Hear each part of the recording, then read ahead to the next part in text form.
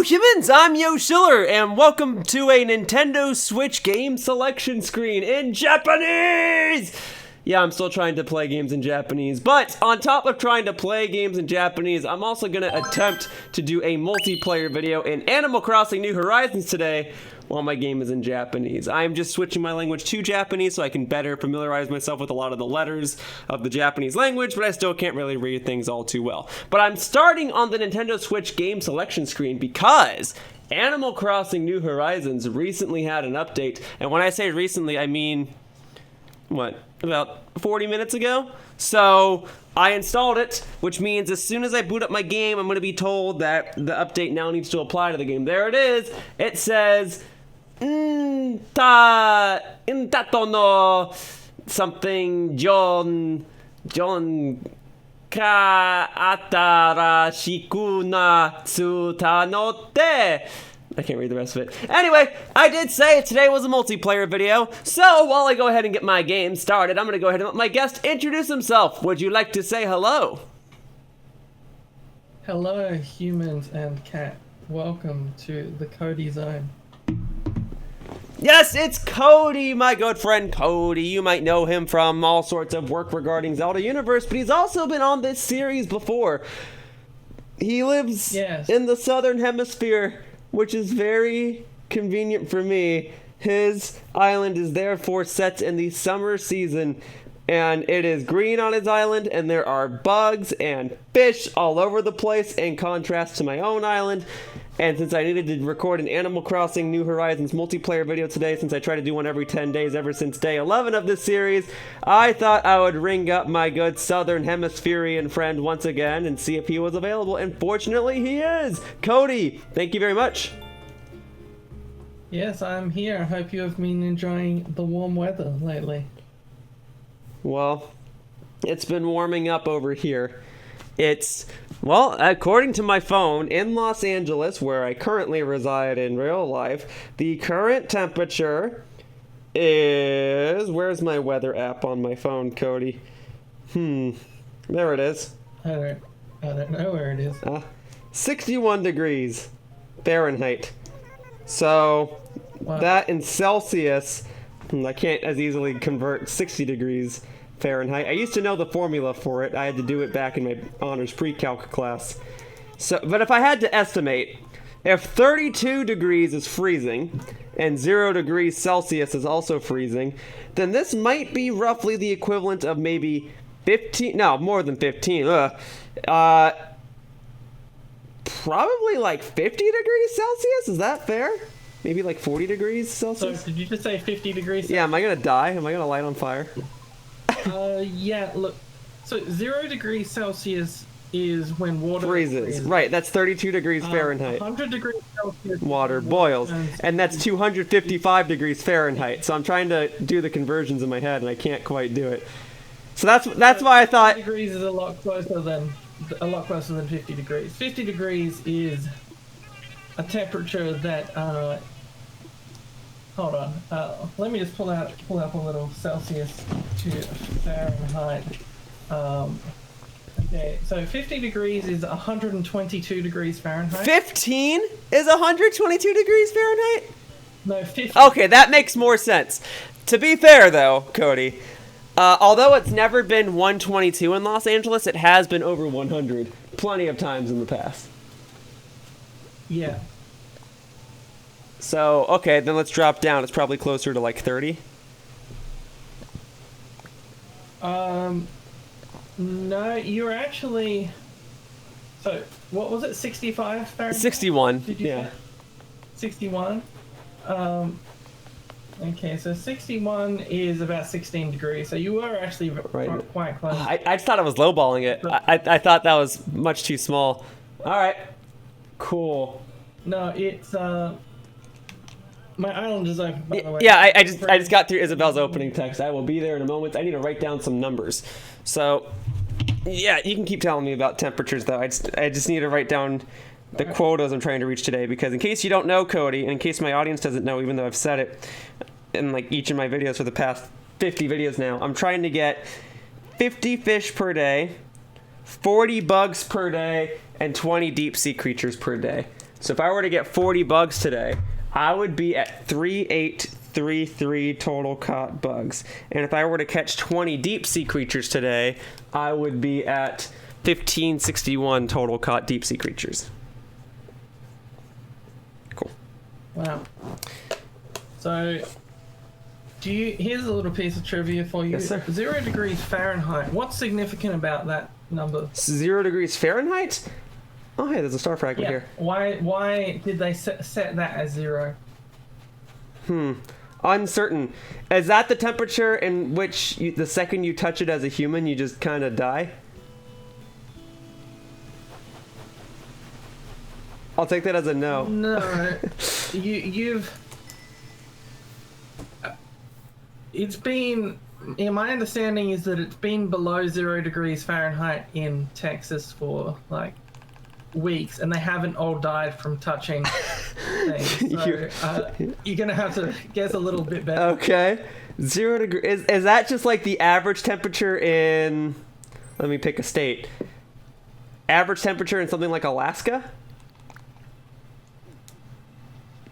I have no idea what the average temperature in Alaska is.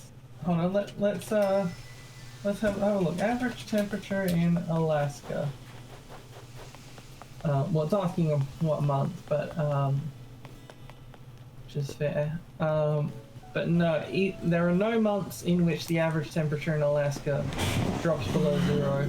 It does go down to about 10 in December, January in Anchorage, Alaska. Then I don't know the significance of 0 degrees Fahrenheit. So it's also a freezing point of water, but I think it's for a certain combination of salt water that they measured it in. Oh, how was I gonna guess that?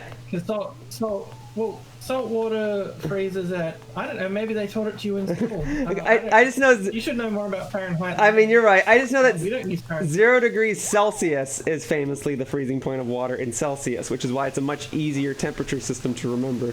Right, but that's fresh water basically. Yes. So, because obviously the ocean doesn't freeze over at 32 degrees Fahrenheit. Ah, gotcha. So, yeah, that's fun facts for you. Well, thank you for the Fun information. America fact. In case my audience doesn't know, anytime Cody's on this show, I learn stuff. Oh yeah, we love to do trivia here. Trivia is nice. But you do geography trivia. I'm not good at geography. What I need is some mathematical grammar-based or U.S. history-based trivia. But if you've got none of those things, that's okay too. I'm about to fly over to your island. So tell me, what does 0 degrees Kelvin represent? Negative 270 degrees Celsius. How do you like that math, Cody? Are you surprised I actually knew the answer for once in my life?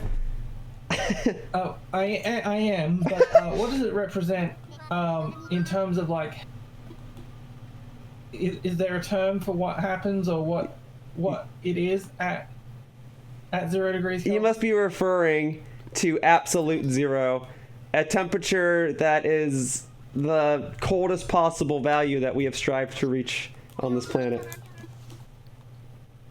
I wouldn't say we strive to reach it because it would destroy the Earth. Sure. But yeah, even space is slightly above absolute zero. Or it gets complicated because you'd think of it as like, oh, I'd be cold in space, but like, it's not like there's any wind or anything.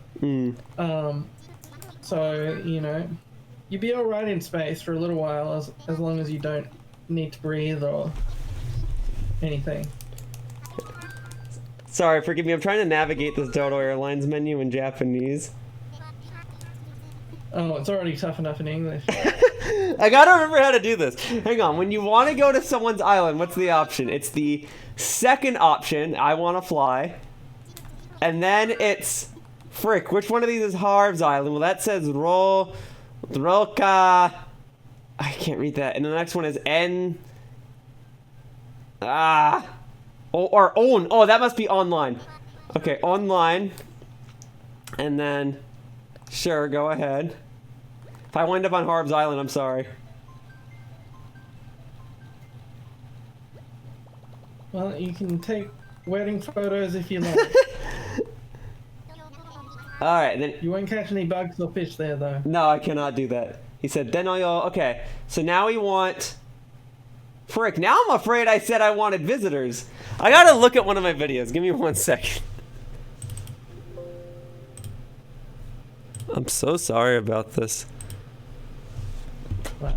I don't know how to get to someone's island. I'm so embarrassed. You don't know temperatures, you don't know how to navigate menus, you don't know how to set the Switch to be in a language that you can read. It's just absurd. Well, I know how to change the language, but I'm trying to keep it in Japanese. I just don't know how to maneuver through this menu. We need. Oh no, I don't need to watch one of my Pokemon Bata videos. I need to watch Animal Crossing YouTube. Animal Crossing. I gotta sit through the advertisement, which I think my audience just heard. Hang on, I'm so sorry, Cody. I hope you get paid. I hope you get paid for every time they hear it. I don't think I do. In fact, I think I get a copyright claim. Okay, 1 moment, please. It's almost that time. Alright, I got a video here. Come on, past me. Go to the nice bird at the desk. And then it's alright. It's the first option. I messed up. So it's the top option. Here we go. Da-da-da. Top option. I want to fly. And then is it online or offline? I think this is when I hit the second option. And then yes. Uh-oh. No, I went to Harm's Island! Frick! No! No! I'm so sorry, Cody. I'll be there soon. Just keep your gates open. Don't think about it. If you close your gates, I'll never be there. Well, let's see if you can riddle me this. Okay. What's the name of the Prime Minister of Australia? Of Australia? Yeah. I don't know anything about Australian politics. I'm just gonna take a wild guess and assume his name is Mike. That is... Hold on. List of Prime Ministers of Australia. I'm gonna check if there's ever been an Australian Prime Minister called Mike. No. No.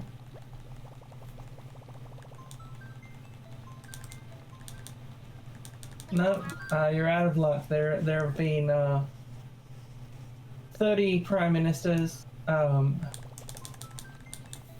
sort of,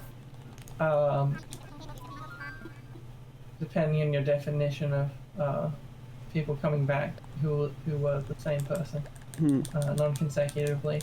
But none of them are called Michael. Darn it. What's a man like me to do in a situation like this? Alright, so you can tell me... Oh, please close the windows. Yeah, I did it! I navigated the menu, sir! I'm on the way to your island. Time to have some fun. So tell me a first name and I'll tell you if there's ever been a prime minister with that name. Paul. Yes, we have had one Paul. Hype. Bradley. No. Darn it. There's not very many famous people named Bradley. How about Cody? Not yet. Oh, that's the spirit. That's the spirit. Yeah, just hold on like 30 years and this Wikipedia page will be updated. How about William?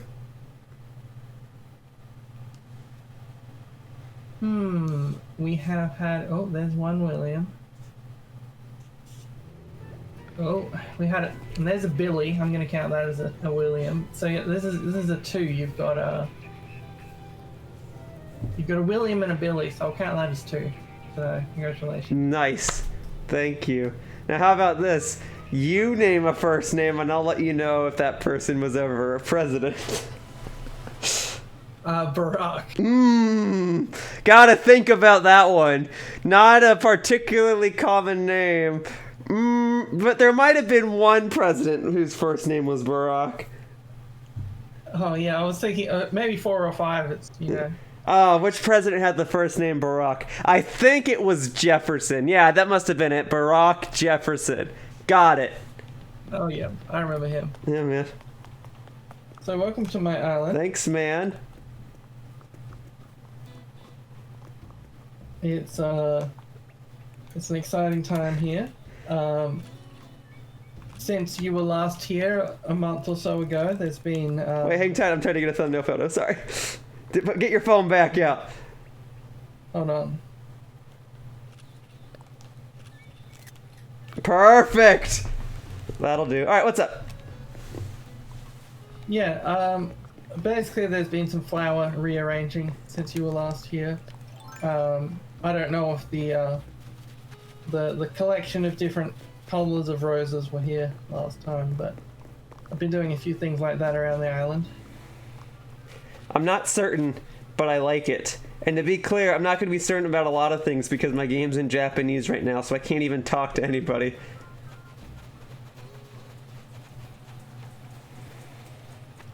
And this is, of course, America's famous icon, Godzilla.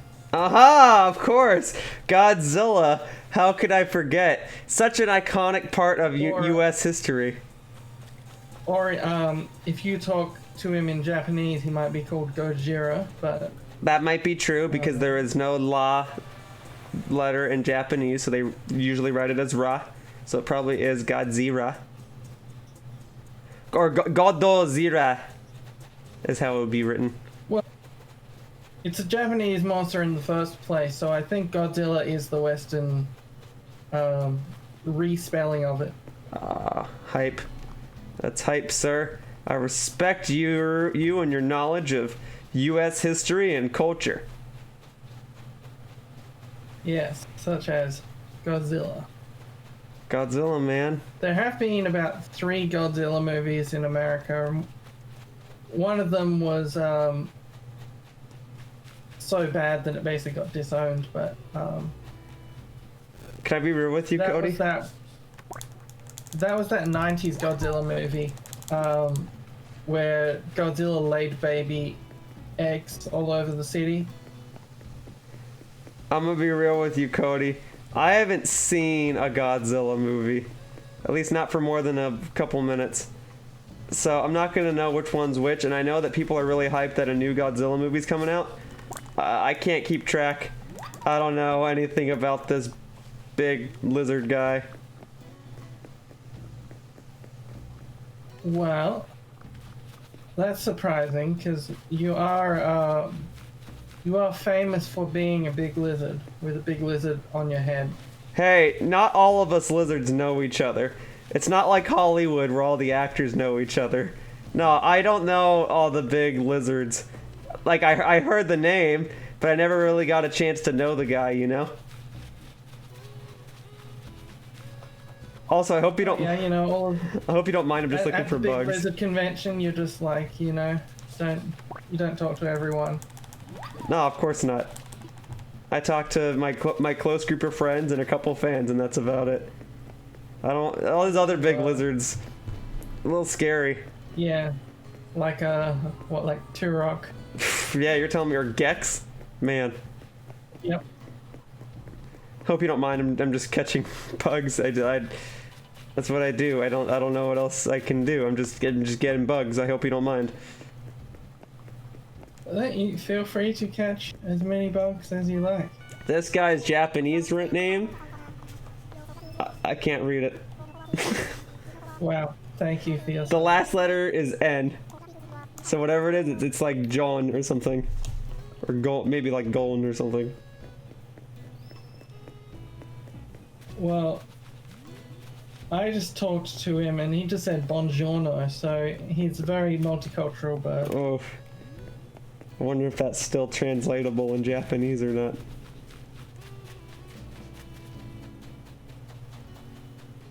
Sure, it translates to buongiorno. Aha! You got me there, I will admit. A lot of acronyms in English translate in Japanese and the acronym remains the same. Such as ATM. It is still ATM in Japanese, or DIY. Yeah, no, there's it really depends on what the on whether it existed before it got introduced by, you know, by the culture whose language you brought it from. Like, I think the word banana is the same in most languages because it was called banana by the people who introduced bananas, and they introduced bananas to everyone and said, this is a banana. That is true. That is 100% correct, and I'm so glad you used banana as an example because when you learn other languages and you're like, here are some words that are the same, banana is usually the prime example. Others include like the names of sports. So like tennis is pretty universal. Technically soccer/football is, but we just call it football in America. And then some other things, like boxing technically isn't called boxing in every country, but it's like whatever the word for fight is, it just becomes the name of that, so it still gets translated over. Just stuff like that. Yeah, no, there's actually some really interesting linguistic studies about words that are the same or similar in a lot of languages, even ones that seem to not be connected. Like words for parents and grandparents, universally across, like, you know, a huge range of cultures that never met each other, are some variation of like mama or papa or nana, and the reason for that is because it's baby speak. So babies everywhere just have like a syllable and then repeat it, and then parents everywhere are like, that's me, that's their name for me. It's like, no, they're just babbling, but you know, so that's why just universally you get something like nana or papa or mama, because babies love going ma ma ma ma ma ma ma, and that kind of thing, and it's just in languages everywhere.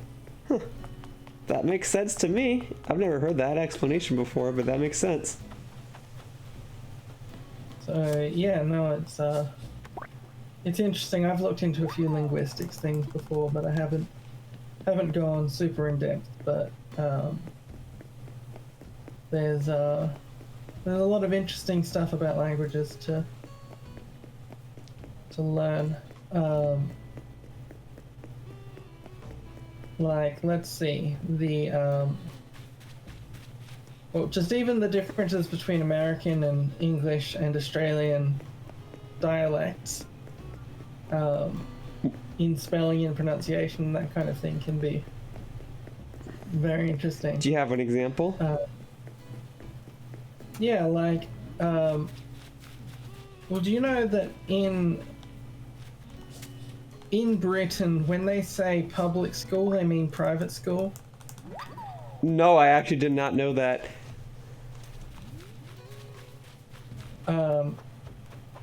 So it's just one of those odd little quirks of the way that the word public was being used, which I think was something along the lines of like, oh, well, it's public because, like, you don't have to be a noble, you know. Even the merchant class or whatever can, you know, get involved in this school.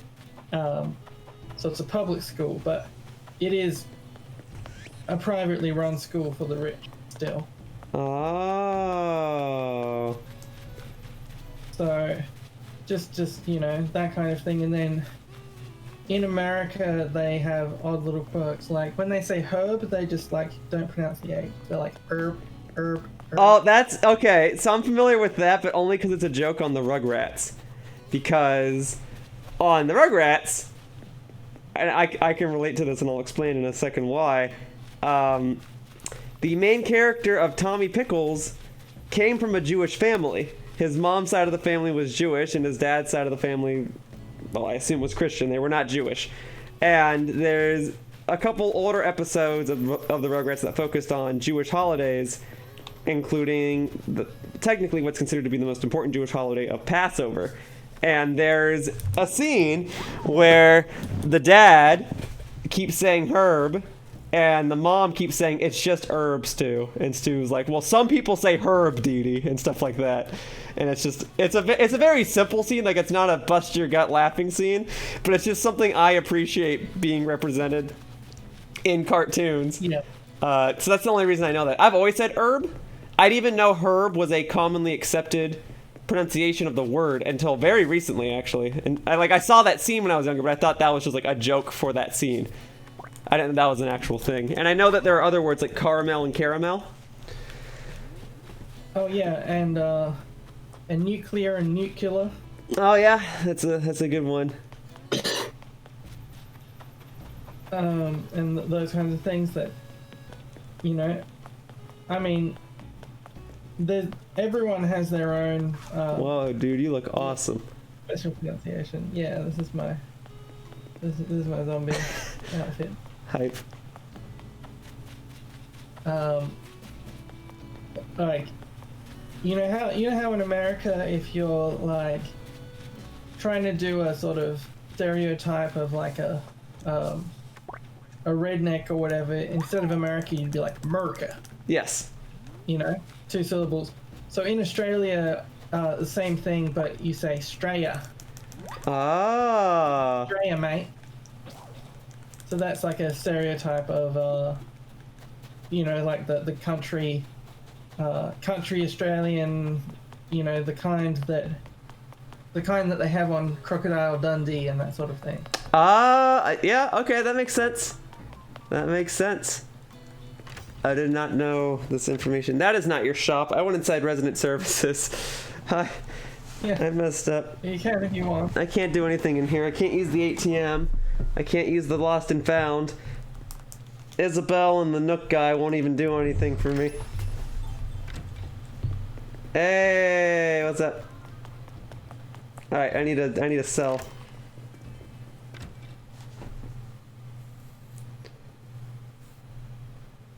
But yeah, there's all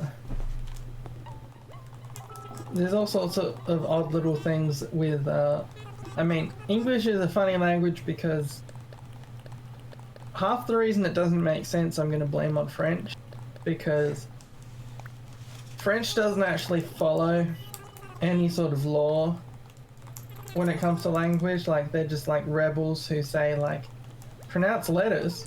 Why would I do that? You know, I'm gonna have like 8 letters here, and only one of those is gonna be a letter I'm supposed to pronounce.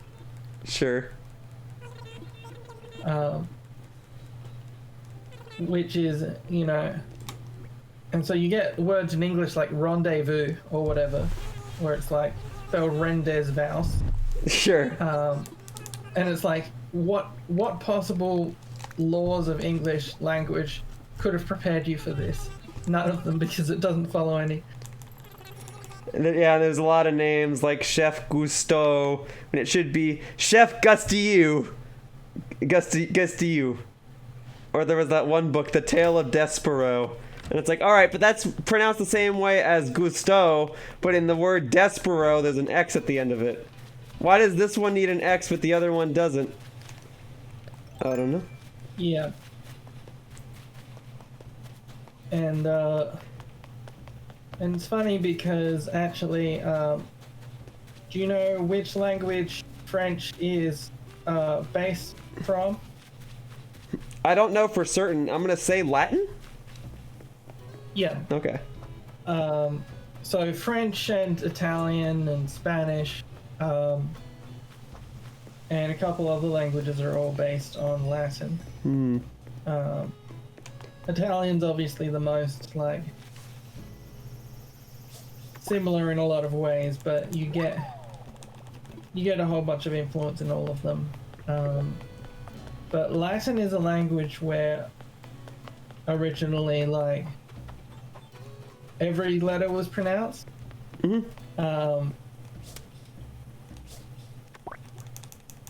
Whereas something just went wrong along the way when they were speaking, you know, street Latin in France over the course of like 800 years. They gradually were like, we don't need any of these letters. You know, we'll continue to spell them, but we're not going to say any of them. You get all sorts of things, because I've done a bit of Latin. Not enough to say things in meaningful sentences, but enough to like recognize a bunch of words and things, which is the same level to which I know Japanese. Sure. Just so you know, with regards to my learning Japanese, I can read hiragana and a little bit of katakana, but because a lot of the villager names are written in katakana, I can't read all of them just yet. But general sentences in this game are in hiragana, so I can kind of read them, but it's case by case. I'm not always going to know what words mean what. Right. Just so you know. Well, it's a game for children, so like I presume it's got, like, if it's got kanji or whatever, it's got like a explanatory hiragana next to it or that kind of thing. Yep, it absolutely does. For more complex symbols in Japanese, it has the little hiragana letters right above it, and I can read those. Because that's a whole odd construct of language, and that was what put me off of getting deep into Japanese. Honestly, it was the idea that there's a few thousand unique symbols that you just need to memorize over time. You know, and so it's one of those things that I'm sure if you were experiencing it every day, that would be one thing you would just naturally learn it. But it's daunting to learn as someone who doesn't plan to just like live in Japan or that kind of thing. Oh, I understand. I'm learning Japanese not necessarily because I want to move to Japan, although I'm not opposed to it, but it's just because as someone who wants to, you know, become a pioneer in the gaming industry, if there's a second language I should learn, it should probably be Japanese, just because whether we want to admit it or not, Japan is the pioneers of the gaming industry. So I figure knowing Japanese is only beneficial in that case. So I'm practicing it, and I do want to visit Japan again one day, and I hope to at least be able to say one or two sentences or understand one or two sentences. I don't need to carry a conversation, but I want to be able to ask, like, where can I find this type of food or this type of item and stuff like that. And then someone could respond and say, like, oh, go to this district, and I can say, okay, arigatou gozaimasu, or something like that. So we'll see. Yeah, no, it's because Japanese was the second language they taught in school for me. So wait, really? Yeah. In Australia, they teach English and then Japanese? I mean, it depends on the school, but that's a fairly common one. We are in Asia, so you know, Japanese or Chinese or that kind of thing is a more common, like, official choice for second language from school. I guess geographically it's true. You're not too far away from Japan, at least in comparison to United States, but we're in the same, like, vertical slice. Western Australia is in the same time zone as Japan. Yeah. It's one of those things where, because like in America, I assume the most common would be Spanish, and then the second most common would be French, right? And that's for the schools the southern border you have. Yeah, for the schools I attended. Speakers, and at the northern border you've got French speakers. Yeah, that's exactly correct. For the schools I attended, the primary second language you would take was Spanish. You could take French instead of Spanish if you wanted, but those were the languages offered. Some other schools also offered Italian, but that's not as common. And then if you wanted to take a language beyond that, you had to go to some sort of secondary school, or you had to take a class at a college. And I wanted to take Japanese in high school, but I couldn't, so I took Spanish. So I yeah, I mean, historically, when you think about it, a lot of the land that was American, I mean, outside of Native Americans anyway, was conquered by Spanish speakers and French speakers. So it would make sense that those would be the languages that would be taught here in this country. But there is truth to what you're saying too. Like geographically, yes, Mexico is south of the United States, and they are a Spanish-speaking country, and then north of us is Canada, and their second most common language is French. And they have an entire region that prides itself on how French it is, and it's sort of snobby about speaking French. So. Correct. But you know, I'm talking about Quebec. Yeah. I assumed as much. I just, although I do agree that Spanish is a very important language in America, especially for me since I live in California. I don't know how useful it is for me in the game industry, and that's why I would rather take my time to learn Japanese instead of Spanish. But I did take it in high school, and I did perform well in it, but I don't remember too many Spanish words anymore.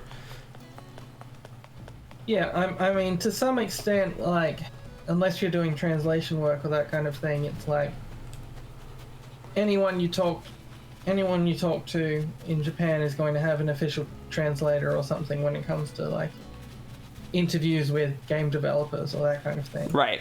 But you know, and then I mean, in general, like English speakers sort of have it very easy because they sort of can go to any country and sort of like say things in English until someone speaks to them. Right. You know, which they may get a bit of a bad reputation for sometimes, but it is like something that just makes it so like there's just no pressure to learn other languages because like if I go to Japan or Germany or whatever, I'll be fine. To an extent, like Japan is still going to be like they teach English in schools, but people are not necessarily going to be like the average person on the street is not necessarily going to be happy about trying to navigate things in English. It's true. You know, whereas in like Germany or something, I've heard a lot of stories of people who go to Germany because they want to get better at their German, but as soon as the Germans realize that they're English speaking, they switch to English because they're excited to practice their English. That's fascinating. So, you know, it's just one of those things where it's like, because there's, I mean, the main language that like, the most relevant languages for like politics and that kind of thing in Australia would be Chinese, because obviously China is, well, it's an upcoming superpower for one thing, and it's also in the same region as us. Sure. And it's like our number one trading partner apart from. Well, yeah. Either apart from the US or including the US. Yeah, I mean, not that I want to make this super political, but I mean, factually, you're correct. Like a lot of the goods that the world uses on a regular day-to-day basis are most likely made in China, just because. I mean, it's just cheaper to outsource stuff to China, so it would make sense. And because China is, yeah, it's like a quarter of the U.S. population. That's what I was gonna say. It would make sense for Americans to learn Chinese as a second language. So now that you've told me that Australia is considered to be Asian owned, it would make even more sense that Chinese would be a language that would be taught in your country too. Well. I don't know about Asian-owned. Well, see, because growing up, we were taught that Australia was its own continent. So when you said when you said Australia is part of Asia, I was like, that's where that debate comes in. I don't actually know. I've heard it both ways. So it is its own continent, but in terms of the sort of, in terms of our neighbors and that sort of thing, like the people we're dealing with are like Indonesia. Is 1,000 islands like off our coast, and it's also like third most populous country in the world or something like that. Hold on. Indonesia's the third most populated? I didn't know that. It's in the top 5 somewhere. I knew it was populated. I actually didn't know it was in top 5 either. I would say top 10. Oh, sorry, it's number 4. United States is number 3 behind China and India, but then it's Indonesia. I did not know that.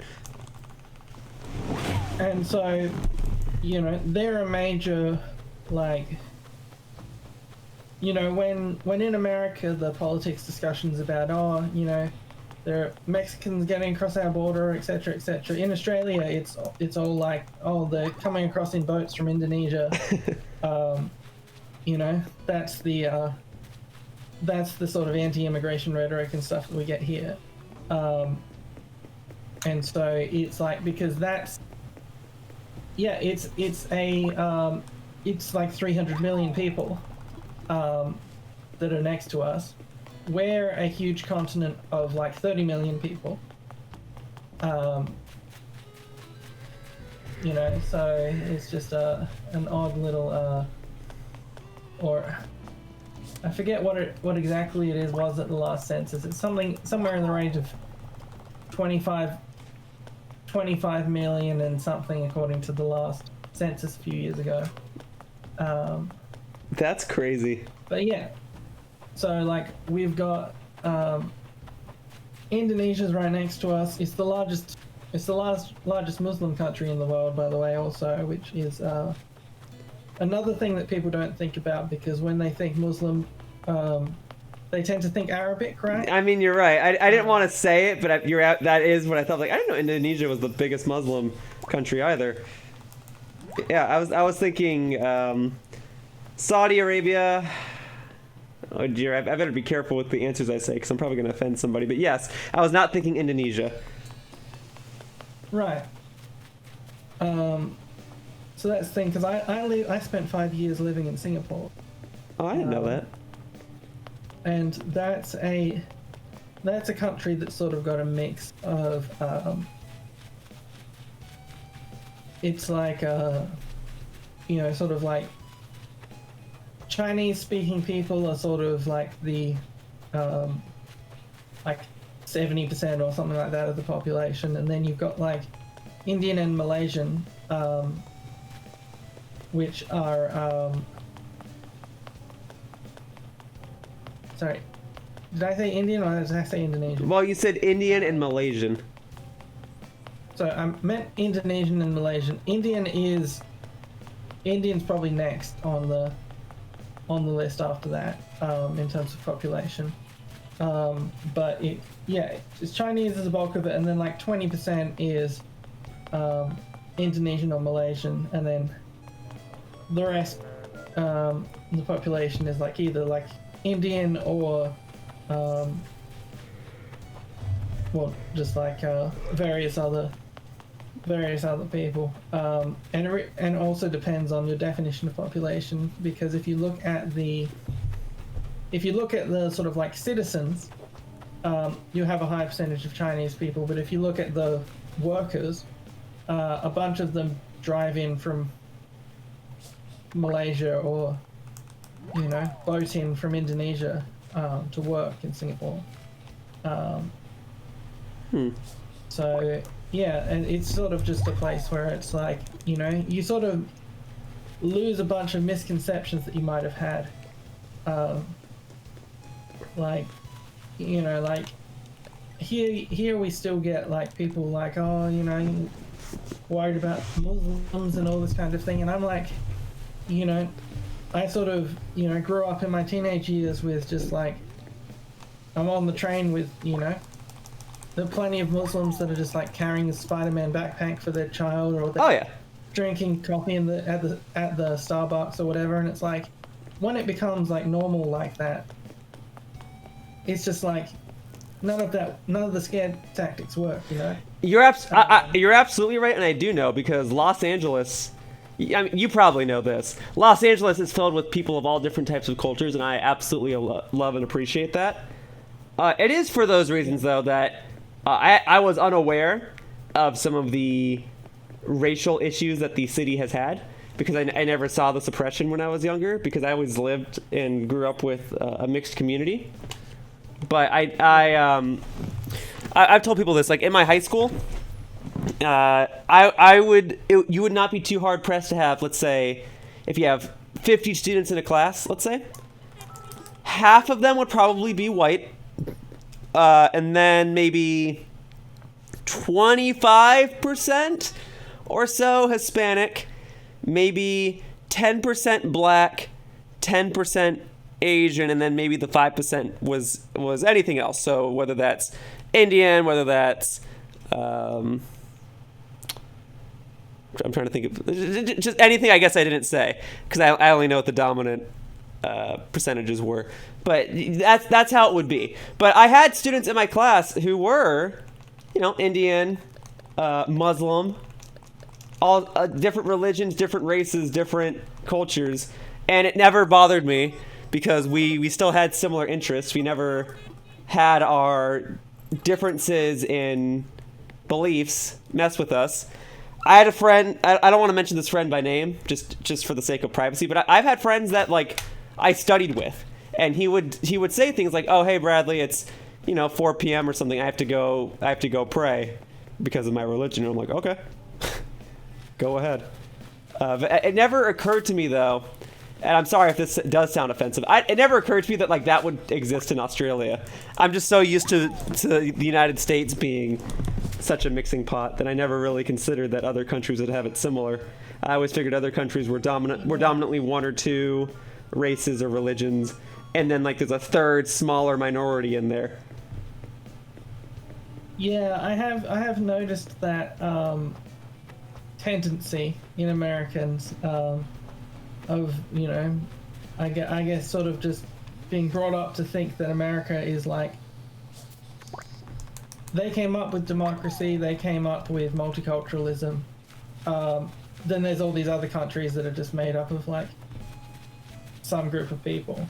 And it's no, if you travel the world a bit, Sure. Let me be clear. There's all sorts of stuff going on. Don't let my mindset determine what other Americans think. Now, with that said, I am pretty ignorant to the world around me, so maybe I should represent what most Americans think.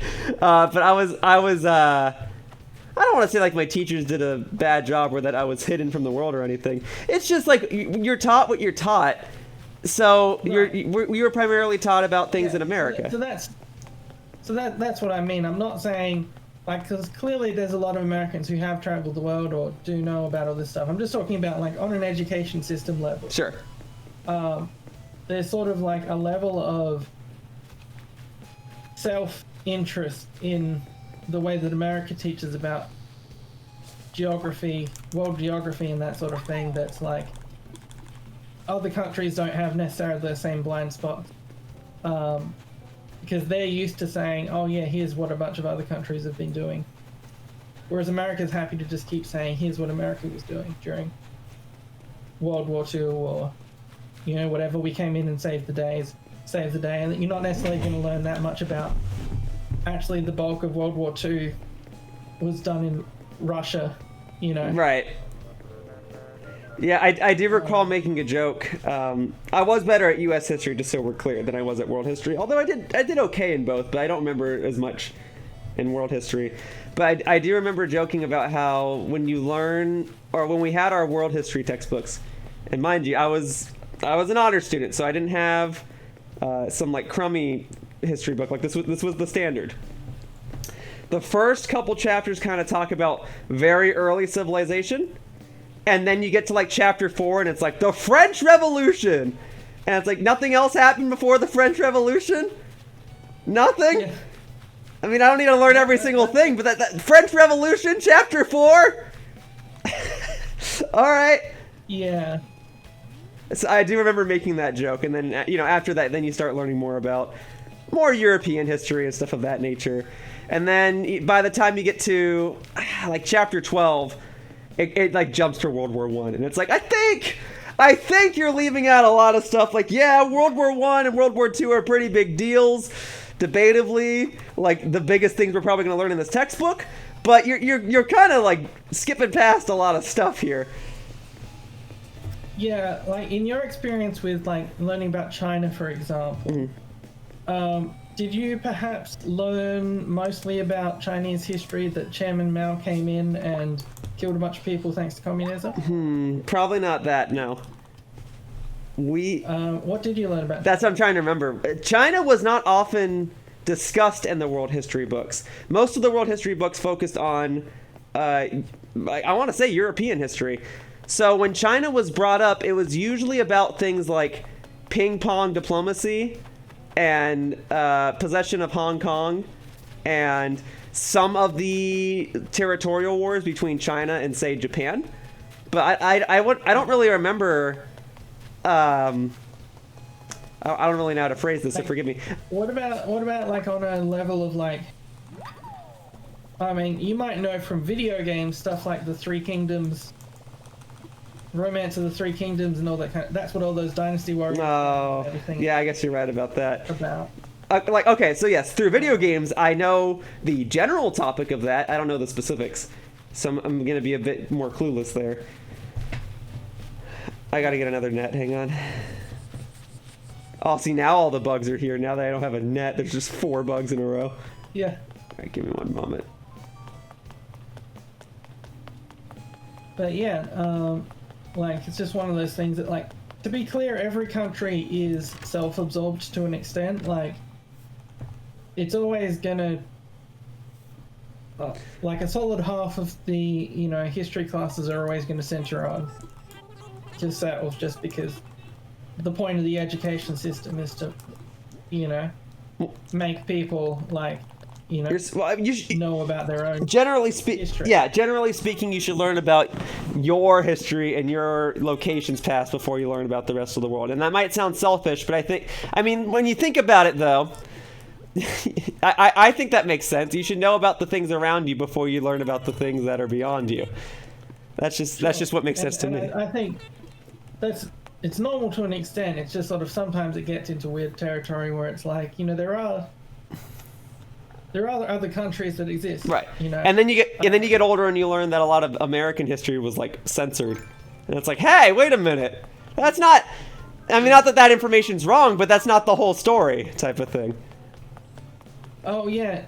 So are you saying that the Native Americans didn't gleefully hand over lands, thankfully, in exchange for some turkey? You know, that is what I'm saying, and I'm also saying that Christopher Columbus was not the first person to discover America, like some books cite that he is. It's like, he can't be the first person to discover America, because when he was here, people were here! He saw people!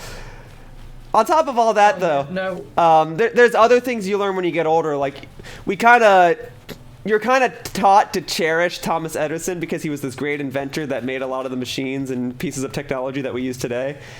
But then when you do get older, you realize, oh, he was a real pain in the neck.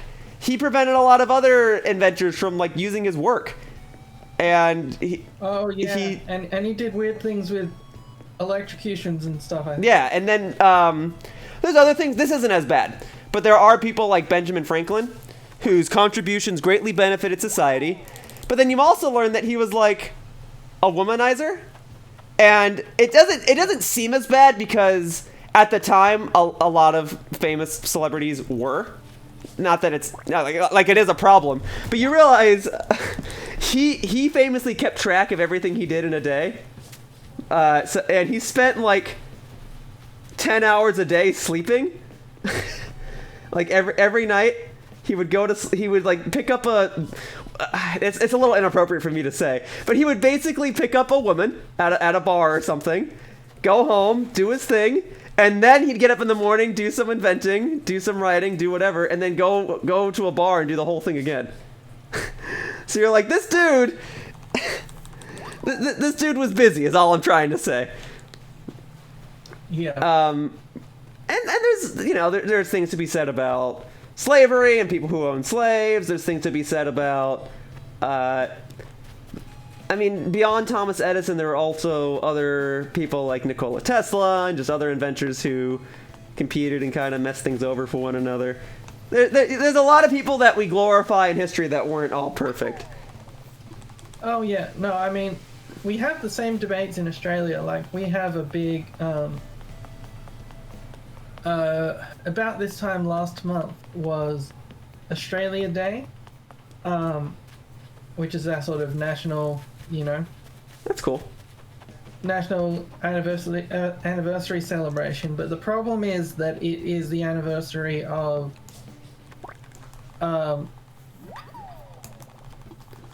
colonists landing in Australia, and a lot of Aboriginal people feel that this Australia Day might more accurately be called Invasion Day, and it symbolises a lot of people being dead. So there's a big controversy. I think you have something similar about Columbus Day whenever that comes up in America. Yeah, it goes back and forth, right? Because some people are like, we shouldn't glorify Christopher Columbus. It's because of him that all these things happen. And it's like, all right, but he's not the one who did it, but I get it. Christopher Columbus should not be treated like a superhero. That's all. Like what he did was important to history, but it's not really as celebratory as like, celebrating the day Lincoln freed the slaves and stuff like that. In my opinion, I know that's probably going to get me some flack, but I'm speaking as a guy who was still trying to learn history, so forgive me if I'm getting details wrong. I mean, the important part is just that you recognize that you're still trying to learn history. I mean, I definitely am. The problem comes when people are just they're set in their ways. They're like, this is how I learned it in school. You're like, it's offensive if you keep talking about it or that kind of thing. It's like, no, you just sometimes you do need to question things you learned in school, because things you learned in school are propaganda. Or just outdated from people that were spreading out propaganda, yeah. And, it's like, maybe just have to consider sometimes that, there wasn't a perfect group of gods that came down to form, Sure. the country or whatever. There were a lot of little shady things happening along the way that sort of you don't mention because they're the ones who won, Oh yeah. The winner writes history kind of thing. It's interesting to think, because people are always like, I'm getting into political territory here, so I'm gonna try and be as light with this as I can.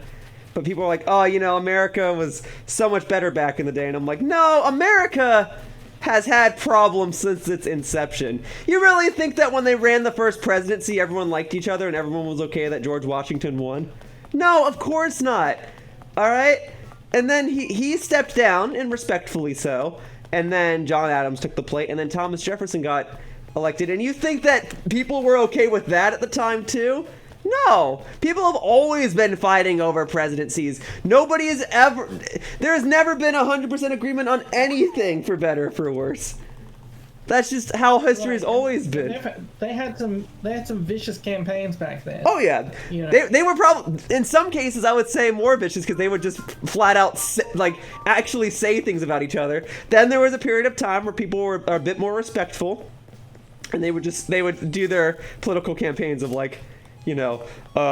Bill Clinton wants to do this, and Kennedy wants to do this, and Nixon wants to do this, and yada yada yada. It wasn't, Nixon's an idiot and you shouldn't vote for him. It wasn't anything like that at Nixon's time. But back during Washington, Jefferson, whatever, there were always rumors going around I heard he cheats on his wife, and I hear he's a liar, and he steals money from children or something.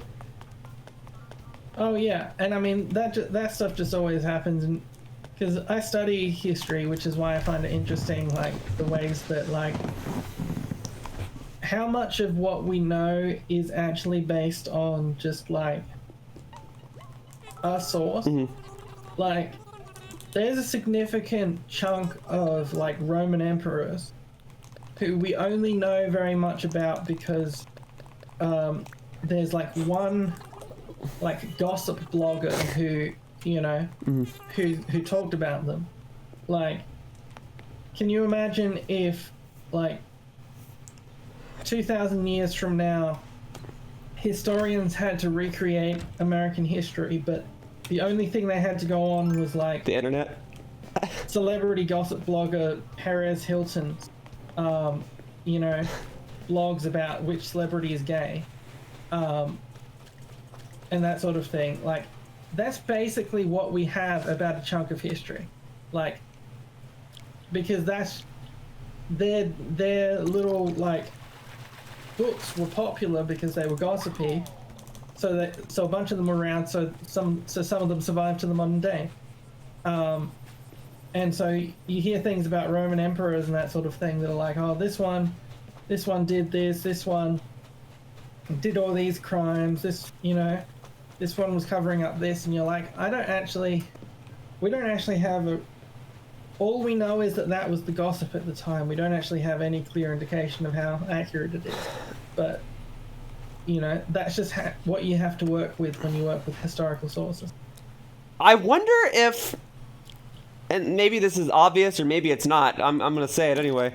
I wonder if certain historical facts, especially in U.S. history, are skewed in hopes of, like, better favoring children and making them want to aspire to be a certain kind of person. Because we can all say that, Thomas Edison was a great inventor. You should be a great inventor too, just like Thomas Edison.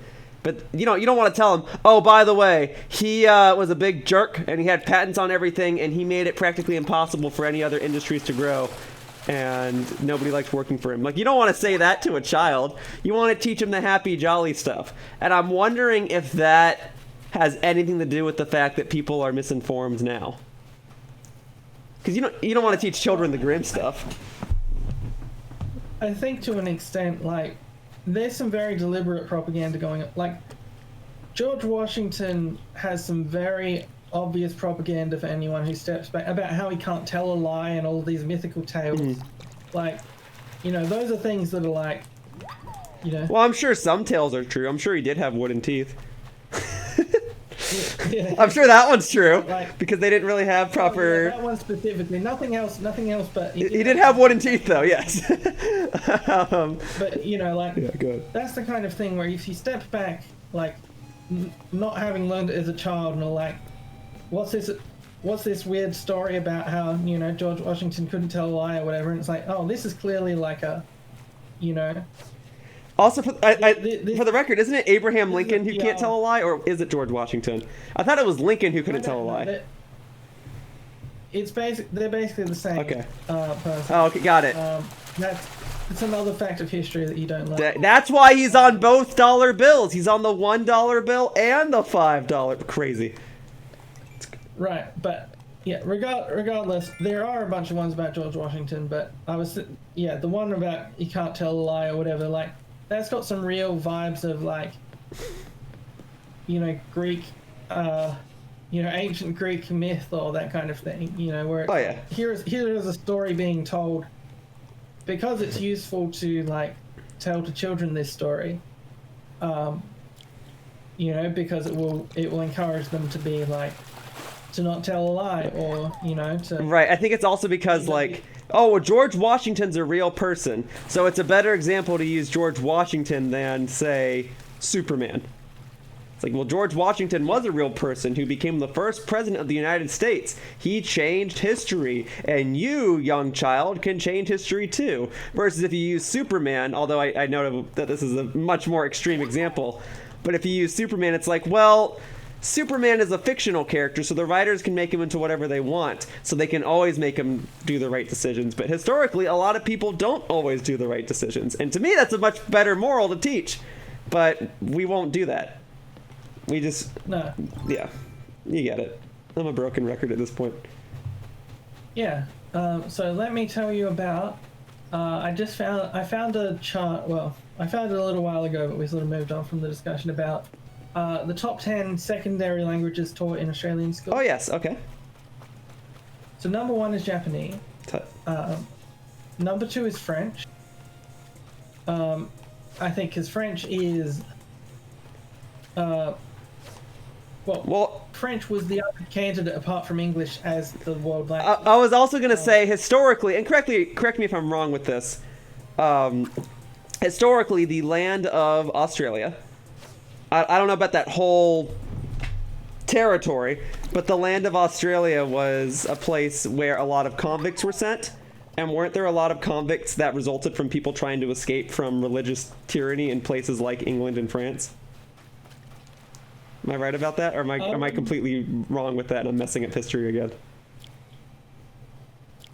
I think that's a little more skewed to America, actually. Okay. Because America is absolutely a place where a bunch of people left to avoid religious persecution. Okay. That's why you have all of these, like, the Quakers and all of this sort of groups, around the place. Australia did have convicts. It did. I assume it had people. I know it had people fleeing religious persecution from Germany. I mean, France is right next door. I'm just not sure of what the level, because it was originally English, or well, it obviously wasn't originally English, but like in terms of when the settlers came in, it was English boats,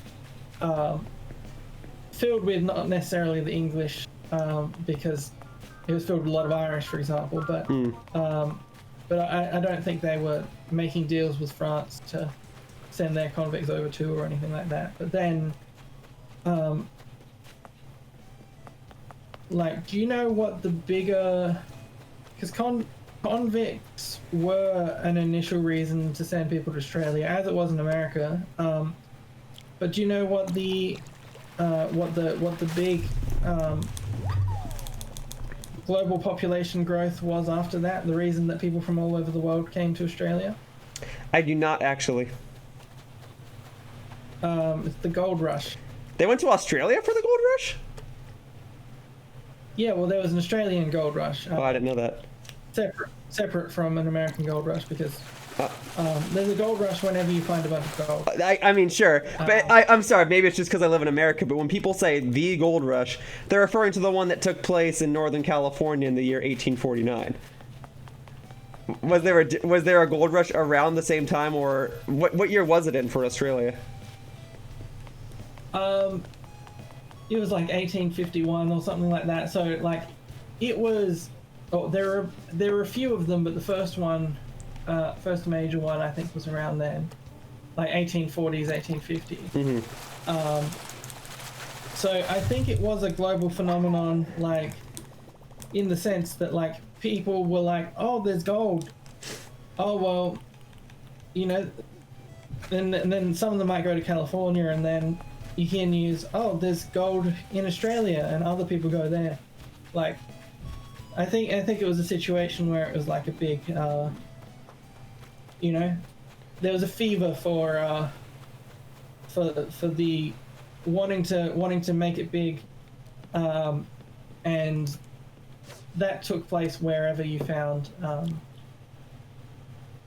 wherever people found gold, and then everyone got excited about it. Gotcha. I gotta be careful with what I say about history going forward, because I imagine there are a lot of people that are watching this video and they're like, Yoshiller has been incorrect about 90% of the things he said in this video, and he should stop talking because he is making things worse. And it's like, I'm sorry, I'm trying to explain what I thought and what I know. I used to know more. I admit that my brain has gotten dried out as the years have gone on. I mean, even if it's wrong, it's good to be, as long as you're coming at it saying, like, this is the way that I was taught it, or that kind of thing, and then it gets discussed, then that's valuable, So Japanese, and then French, and then German is third. Okay. Which is sort of, we have it depends on the region especially, but there are certain areas where there was a big German immigration, for various reasons. They had a lot going on in the 1800s. And you may have actually heard of, let's see.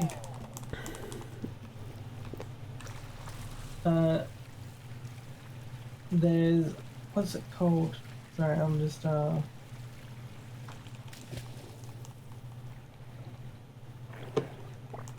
I'm just looking this up on No, you're good. Do what you gotta do. Because I'm like,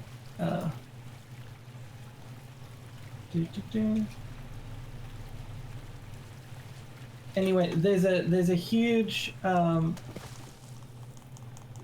in the 17th, 18th centuries, that sort of general time period, there were a lot of like Lutherans and this kinds of things who were escaping religious persecution. And there's actually an area near where I live that is there's a lot of towns here that are named in German. Some of them got changed during World War II and then got changed back.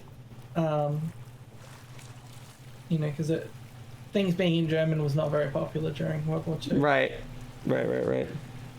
But you know, you've got yeah. So there are just pockets where there's big German immigration. So anyway, so that's third. Fourth is Mandarin Chinese. Okay. For obvious reasons that we were discussing before, and then fifth is Indonesian. Okay. Yep. And then for reasons we discussed previously. Italian, Greek, Vietnamese, because in the aftermath of, or during the after the Vietnam War, there was a lot of we accepted a huge number of Vietnamese refugees. Yeah, that makes sense. And then Spanish, and then Arabic at the top 10. Okay. It's so fascinating. So For America, if I had to guess, it's Spanish, French, probably Italian. After that, probably something like sign language. oh sure, if that, yeah. I'm not sure if it would list that on these lists, but Well, it's usually listed as American Sign Language specifically, but because other countries do teach specifically American Sign Language, so I don't know if there is, like, say, Spanish Sign Language or something of that nature, but I imagine it's quite common in America because I used to see it offered at a variety of places. And Japanese is probably rising. I think a lot of people are learning Japanese as of late. Maybe Portuguese? I don't know how common of a language that is, but I know that it's commonly spoken in South America, and it's not unheard of for people in North America to go to South America. Then there's probably something else like... There's probably some more ones that would be weird to me, just because I'm not used to hearing people speak them, and I'd say, wait, that's one of the top 10 languages in America? But I gotta think it's English, then Spanish. There's probably stuff like German and... What else is over there? Like Slavic or something? But, yeah, no, I'm not quite sure. Yeah, so Spanish, French, German, Latin. Latin, huh? Which is okay. Not a language that has any native speakers, but people do continue to learn it, if just because it improves their English. Sure. It's like when English is technically not derived from Latin, but like half of our words are derived from Latin. There's a lot of prefixes and suffixes that come from Latin words. And I know that when some people want to practice for spelling bees and stuff of that nature, they'll usually pick up reading in other languages, and it's usually Latin. Right, and it's also just like, because anything we pick up from anything English picks up from, like Spanish, Italian, French, is also being picked up from Latin, in terms of the root words.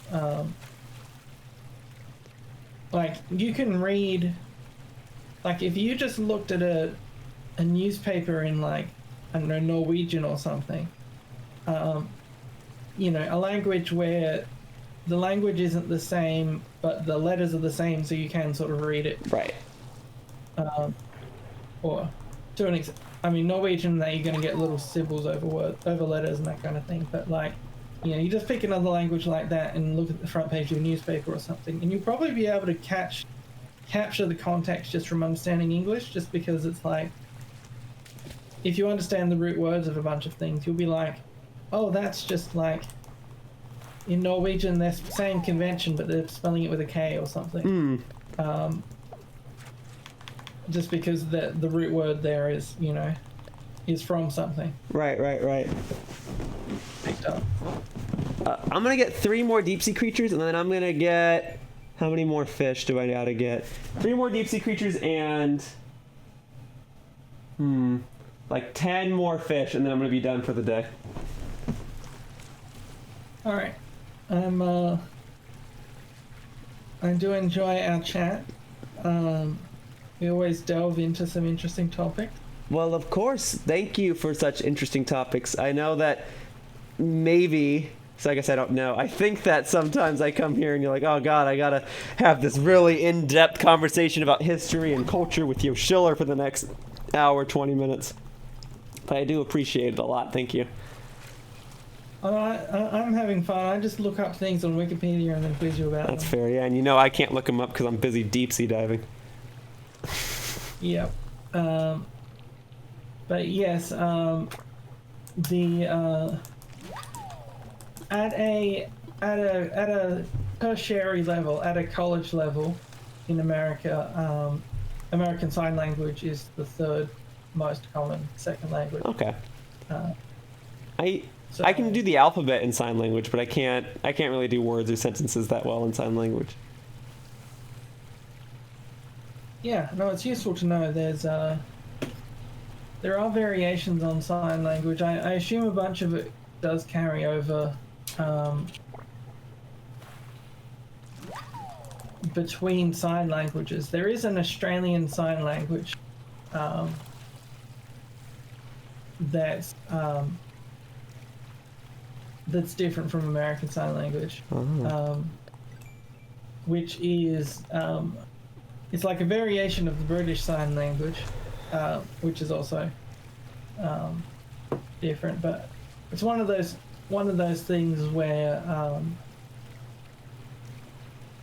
like any other language, sign languages just like evolve over time and like pick up their own little distinct, you know. For sure. Just like how French and Spanish and Italian were, and like Romanian were all the same language at one point, but just over hundreds of years of like people speaking it locally, it just sort of kept on morphing. Right. Oh, okay. On that topic, real quickly before I forget, can you like confirm or verify something for me? The name of the country of England. I was informed, and I'm hoping this is true, that England got its name because back in the day, people were called Angles, or like the English or something. They were like Vikings, I guess. And so whatever land they conquered was called Angle land. But the name England just came about from like people saying the word too much and slurring it, that it just became called England. Is that true? Basically, so England is like the land of the Angles, as in the Anglo in Anglo-Saxon. Because Angle and Saxon were both different Germanic tribes.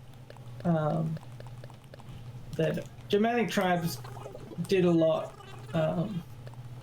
historically. They just went all over the place, did all sorts of things. Like, there are a bunch of names for Germanic tribes that you probably don't even realize were Germanic tribes. Probably not.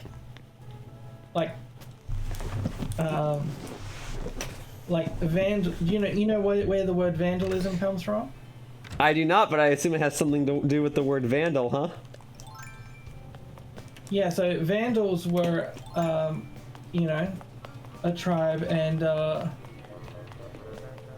and what they did, they were a Germanic people, and they're famous for sacking Rome, the city of Rome. And so that's sort of the origin of vandalism, as like, oh, you're like the Vandals, you're just like coming in and breaking all of our stuff.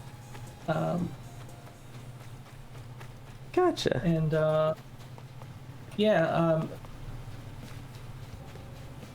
you know who else were a Germanic tribe? Goth. Goth? Like, yeah, that's where the word comes from. I didn't know that. You got Goths, Visigoths, and Ostrogoths. Oh, I didn't know that. That's crazy. And you've got like Gothic architecture and that kind of thing. Right. See, I was under the yeah, I thought Gothic was just like a style, like modernism or transcendentalism and stuff like that. It's called Gothic because it's like looks like buildings built by the Goths. Right, and to be clear, before someone corrects me, I know transcendentalism is not an artistic style, but it was an artistic movement, and that's what I was getting at. Oh yeah, the Transcendentals were also a Germanic tribe. Oh, didn't know that. I made that up. Okay, well that explains why I didn't know it. Were you waiting for me to say, oh yeah, I knew that? And then you're gonna be like, ah, but see, I made that up, so I caught you, Yoshiller, you freaking liar. Nah, yeah. I tell the truth. I don't know a lot of stuff, dude. Spoilers. Yeah. But yeah, so yeah, England, that is the name of England, and then it probably was pronounced like Angland or something originally, but just, you know, words change over time. Hype.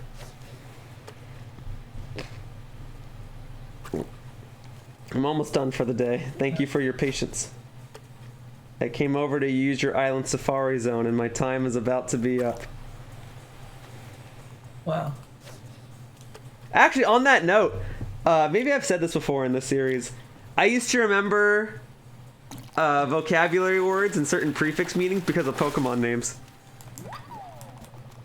Oh yeah? Yeah. Like which ones? Well, I remember, I swear I've said this, maybe not in one of my Animal Crossing videos, but somewhere. I remember one of the vocabulary words we had was Zephyr. Oh, and I remember that... I think I recognize it from Spyro the Dragon. And you get the Zephyr badge from the Violet City gym, Faulkner, the flying type gym leader. So I remembered, like, oh, you get it from the flying gym leader, so it must have something to do with wind. And that's just how I remembered it. Or similarly, like, that's where I learned what the word plateau meant. Whoops. Indigo Plateau was like the first time I heard the word plateau. And so I learned, like, oh yeah, it's like a mountaintop. I'm like, oh, that makes sense, because you go to the top of this place to compete in the Pokemon League. Stuff like that. Yeah. There are some Pokemon names that I can't remember at the top of my head, but I just remembered I was able to associate words with those Pokemon to remember the meanings of other words, and it just shows how much thought goes into designing a Pokemon and to naming an object. Yeah, no, there's a lot of well, most Pokemon are just puns in terms of their name. It's just that half of them are translated puns and half of them are untranslated puns. Right. Well, Pikachu is a famous example. Pikachu is Japanese onomatopoeia. It's not. You could translate it and just call it like Electrat or something, but you know, for namesake, Pikachu was named after the onomatopoeia for sparkling and the sound that mice make. Like when something sparkles, it goes like pika pika pika pika pika, and then when the mouse is a chew, chew, chew, chew, chew, chew, chew, chew, or something like that. What's the onomatopoeia for the noise mice make in English? What, squeak? Squeak. So, all right. So, and what's the onomatopoeia for like someone getting struck by lightning? Oh, what? That probably is just zap or like crow, like something with a K, like kraka or something. So like zap squeak. Zap squeak? That sounds like pipsqueak. Yeah, and that's good. Because doesn't Pika also? No, that's like I'm sorry. Say that one more time. My Discord like fell apart. Doesn't Pika have something to do with like being small or something like that also? Oh, it might. I was under the impression it had to do with sparkles. I think it does, but like it just also it's just like in English like pico is like a measurement of something very small. Oh, pico? Yes. Pika? I don't think so. But so squeak rat, scrat. That's the name of that squirrel thing in Ice Age, I think. That's the one. The one that doesn't talk. Yeah, that's Scrat. Oh, I haven't seen that in forever. I used to like Scrat a lot. I didn't care for the other characters. In anime just said scrat. Probably for the better that he doesn't talk at all. He just screams. That's what really makes me appreciate it. He just shouts. He just goes, ah! That's what makes me appreciate those scenes so much more, because the Ice Age plots themselves, admittedly a bit boring, but the Scrat scenes, I mean, that's just animation comedy. That's just like classic stuff you'd see in like a Looney Tunes cartoon. Yeah, they kept making Ice Ages long after I stopped watching them, but I think I don't know. Yeah. So I saw the first 3. I definitely saw the first 2, and I think I saw the third one, because that's the dinosaur one. Pretty sure I saw that and thought it was eh. Then there's I think they're like on 5 or 6 now, because there's one about aliens, and it's like, that's not. Okay, so there's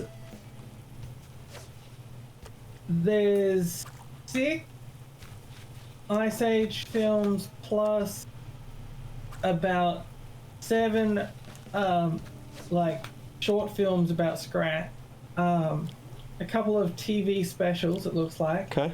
Oh, okay, so there's 5 currently here, and there's a new one coming out next year. A new Ice Age movie. Ice Age, what, 7? What are they on right now? Okay, so we've got Ice Age, then we've got Ice Age The Meltdown. Right, I saw that one. One of the Dinosaurs, 2009. Okay, so I did see that one. Ice Age Continental Drift, 2012. Did not see that one. Ice Age Collision Course, 2016. Did not see that one. Is that the one with the aliens? Um, I just remember seeing like little not pop-up ads, but just like posters, photo ops at movie theaters. that is the one with the alien. Okay, so that's only 5. Okay, so is the next one they're making 6? And so the next one they're making is the Ice Age Adventures of Buck Wild. Okay. Sounds like a spin-off. There is also, let's see, the short films Gone Nutty, No Time for Nuts, Scrat's Continental Crack-Up, Scrat's Continental Crack-Up Part 2, Cosmic Scrat-Tastrophe, Scrat Spaced Out, and Surviving Sid.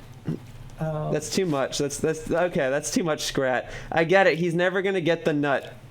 Okay. That's what all those are about. I assume he has that nut that he really wants to like just consume, or I don't know, snuggle with or something, and then he just always loses it. That's too much for the one nut.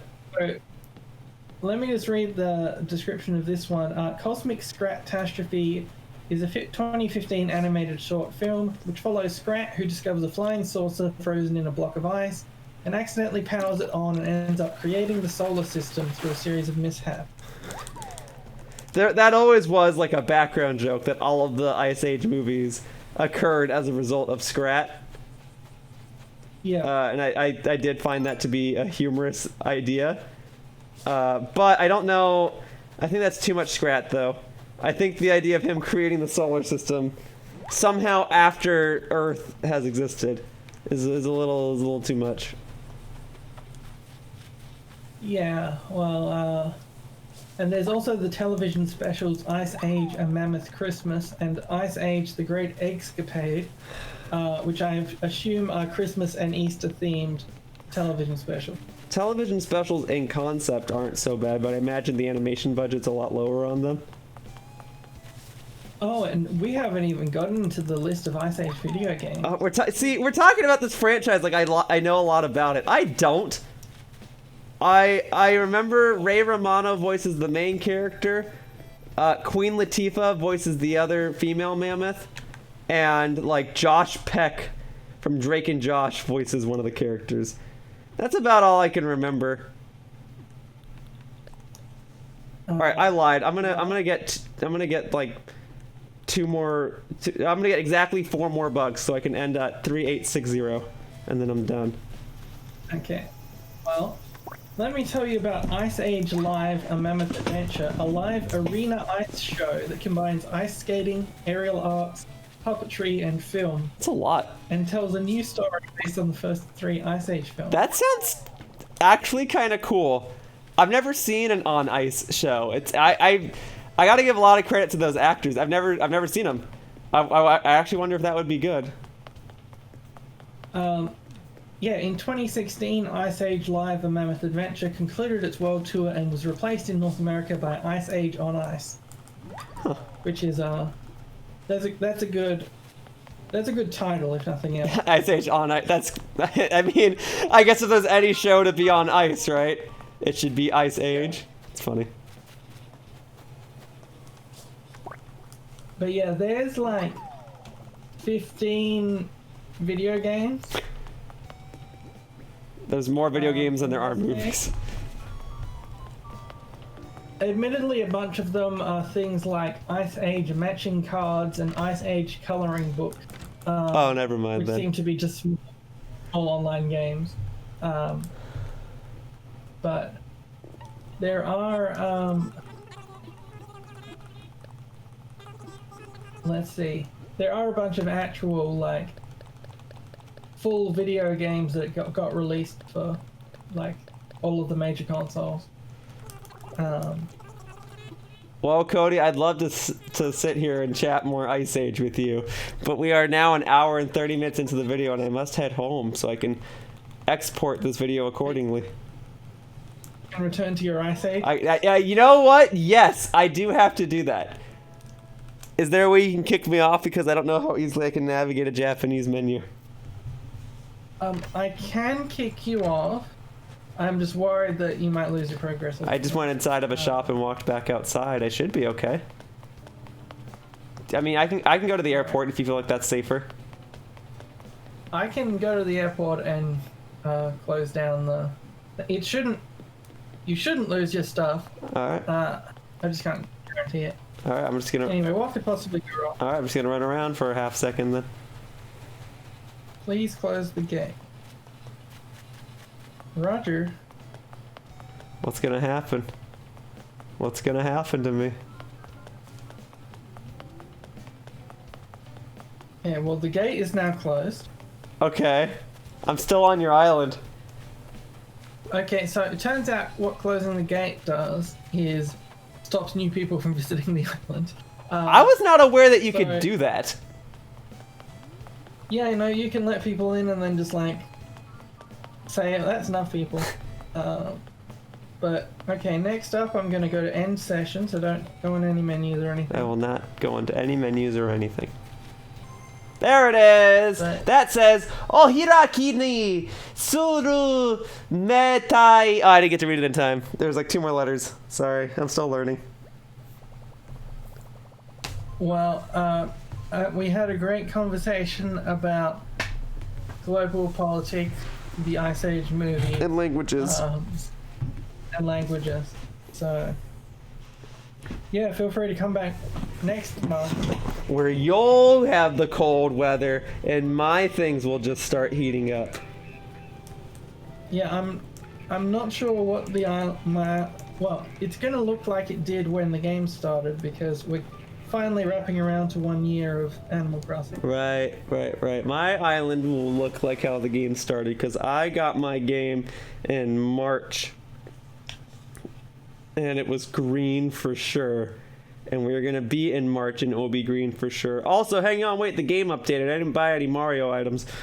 I'll do that a different day, I suppose. I started this video by talking about the game update. I didn't even do anything related to the update. Sad. Big sad. Alright, let me drop off this fish that's in my pockets and then we'll be done.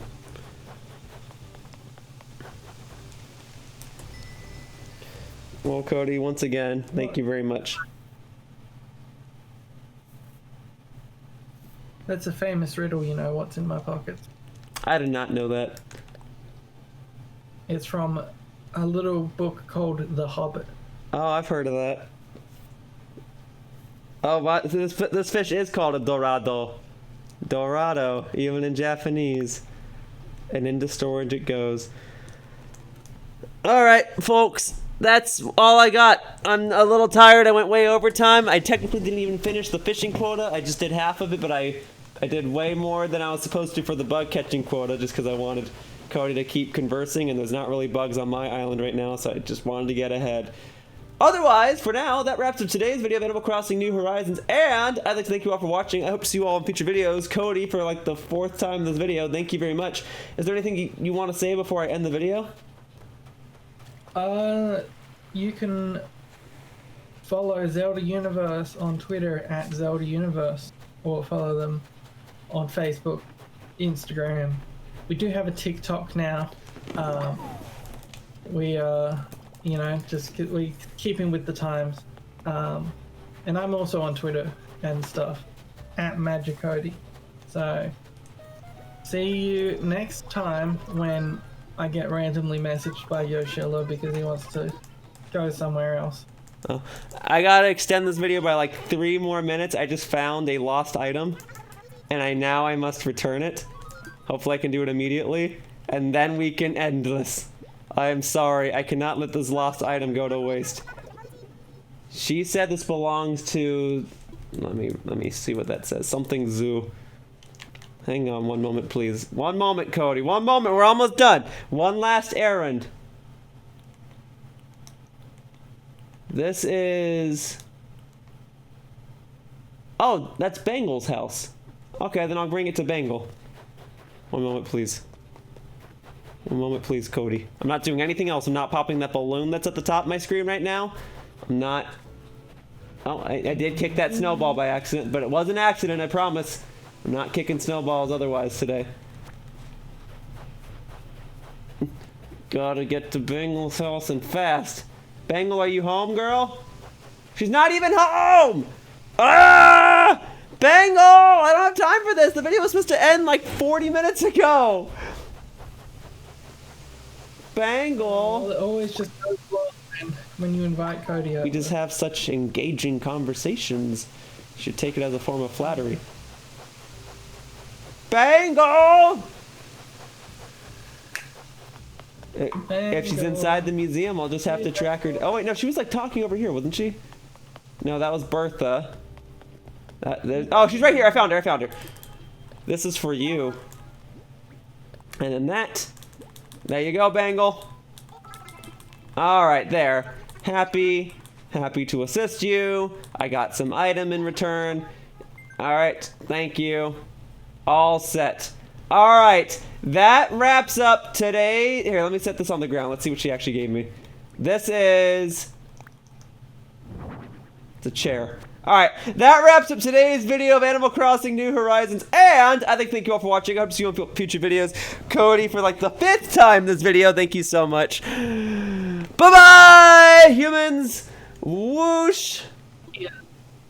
Bye, Bangle. Bye, Bangle. Hey, thank you for watching my video. If you want to continue to support my content, the best thing you can do is like this video and subscribe to my channel. All you have to do is click the little buttons down below. Also, please be sure to follow me on Twitter to stay up to date with my video schedule. My tag is @RealYoshiller. I hope to see you all in future videos. Bye-bye! Whoosh!